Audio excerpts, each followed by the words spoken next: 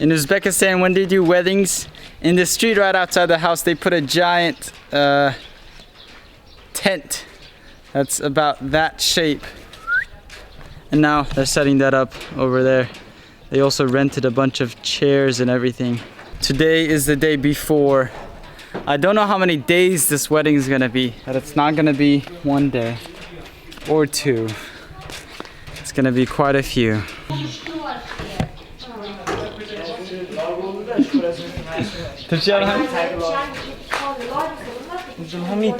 There's Abdulhamid. We're cleaning the little garden pathway over here with a hose and broom. Just sweeping off all the dirt. Uzbek weddings are big. There's been a lot of preparation already, and there's still the rest of today to go. That's the cook. That's my dad. He's not a cook, but he's helping. This is a whole sack of carrots and a whole sack of onions and another whole sack of potatoes. The food is gonna be great. I'm so excited for tomorrow. It's gonna be great.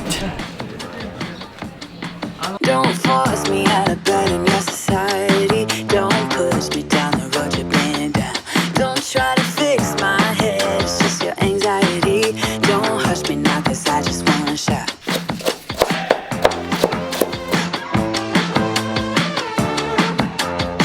Don't make me dance to a tune that you're humming. No, my body don't move like that. Don't make me pretend I don't see you showing. That's what it's looking like now. It's gonna look a lot prettier tomorrow with all the tables set up.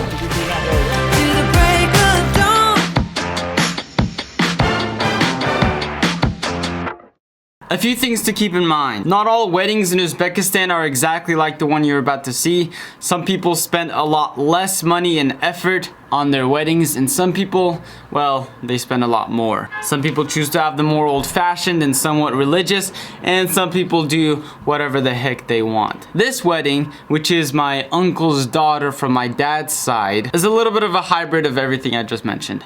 My wedding will probably be very minimalistic, and that's what I want, that's what my parents want, and so we'll see.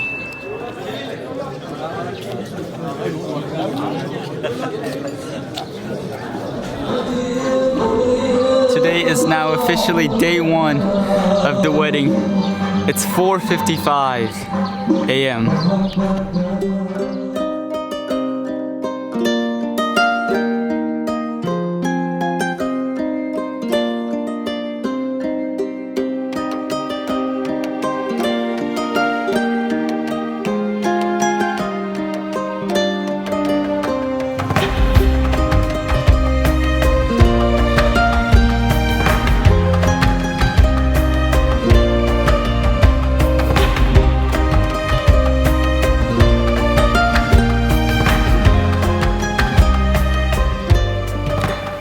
Let me pause and explain what's going on, because there's a lot. Very early in the morning, food is cooked in this ginormous pot, which is then served to a lot of the adults, the big adults that come to the wedding. This part usually has nothing to do with the bride and groom themselves, but it's more of a formal congratulations to the parents of the bride or groom. A congratulations for raising their kid up and preparing them for marriage. Personal opinion here, but I don't really see a point for this part of a lot of Uzbek weddings.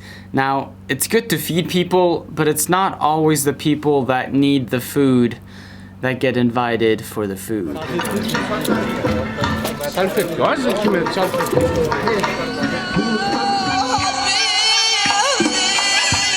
That whole container has boiling water, which is constantly refilled, which is then used to make tea. Us Uzbeks, we drink a lot of tea.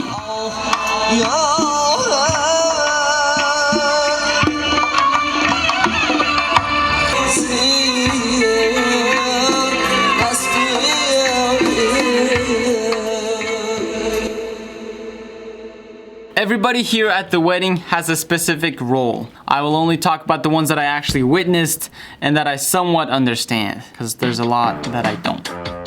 We have the cook, which is pretty self-explanatory. We have the dishwashers, they wash all the dishes. And then we have the close family members that stand outside and they greet people as they come in, which my dad is one of them because it's his brother's daughter that's getting married. We have the table master.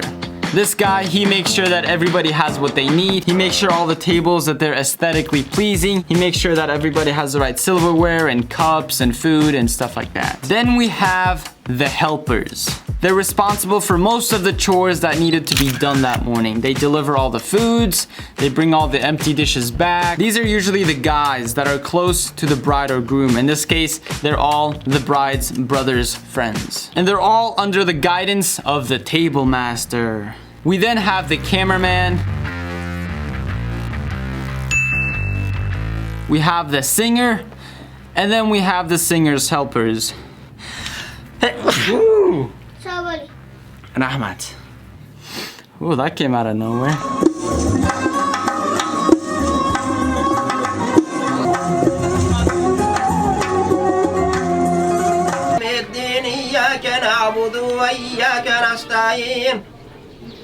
اهدنا الصراط المستقيم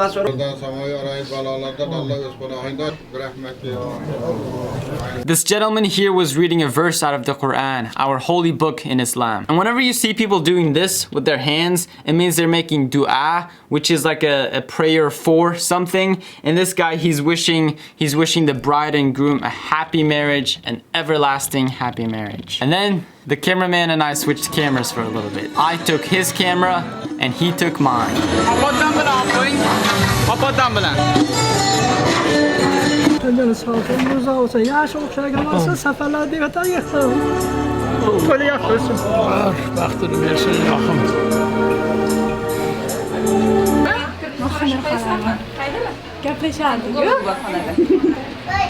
It's 11:40 in the afternoon. I haven't even told you guys who actually is getting married yet. If you guys remember from 2 years ago, I have a cousin and we did a lot of journalist work, video work, and that's her right there.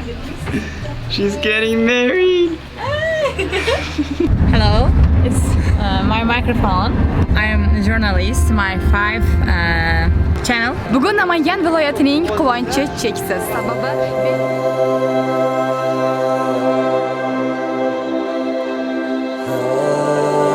hattoki hech qayerda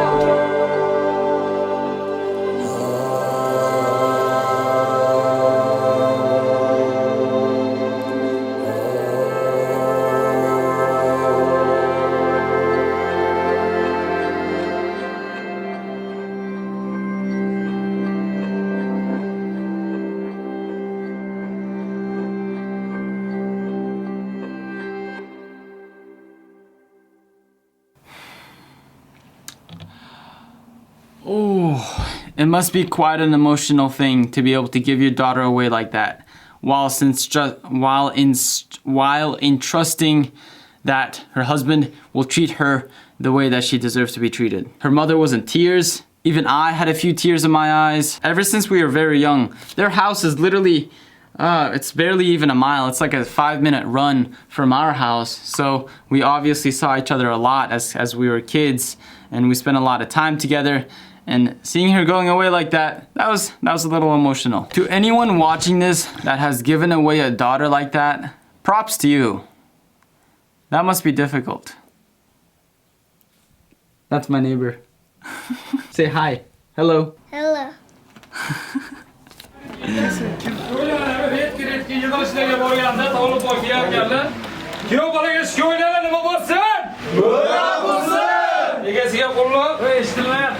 There's 2 other somewhat interesting traditions that's done once the groom comes to the bride's house, and then the bride's family gets some gift for the groom, and then here they make jokes about it and present it. The jokes wouldn't even make sense in English, so I'm not even gonna bother translating, but they're kind of funny.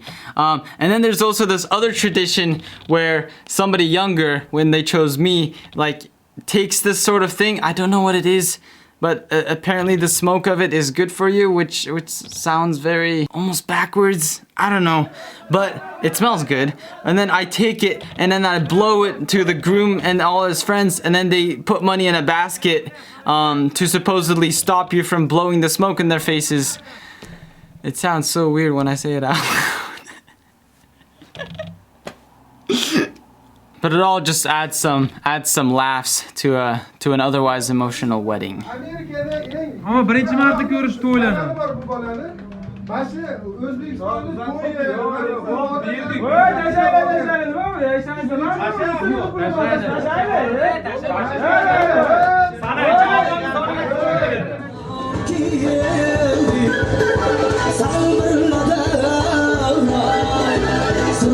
And then the groom puts the bride inside a fancy car and then they take him away. This is comparable to how in America a bride walks down the aisle. This part is sort of comparable to that, where they get in the car and they drive away. And then they go to what's called a toyhana. Toyhana. It literally translates to wedding room. And there are these places that you rent out specifically for weddings. And then there's all these ceremonies, which I'm not even gonna talk about. From now on, I'm just sort of gonna put some music and just play the rest of it, because it's pretty cool.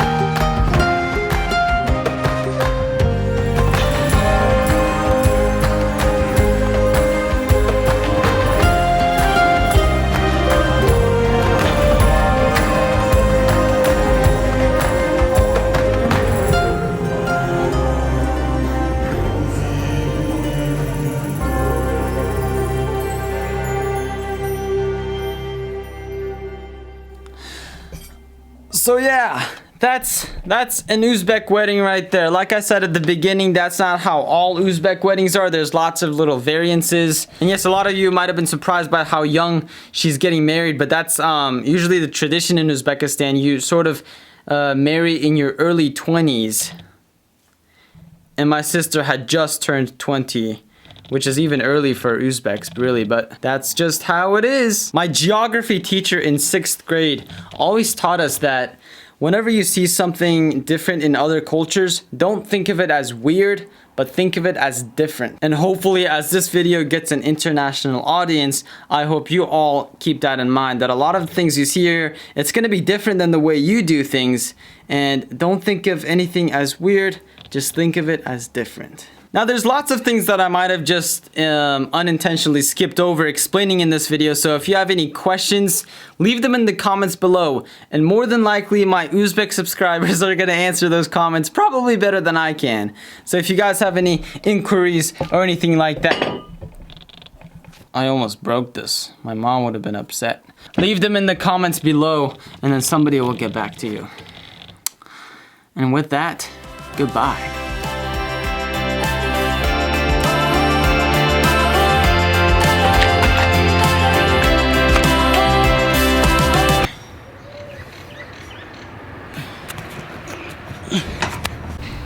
Nima deysiz?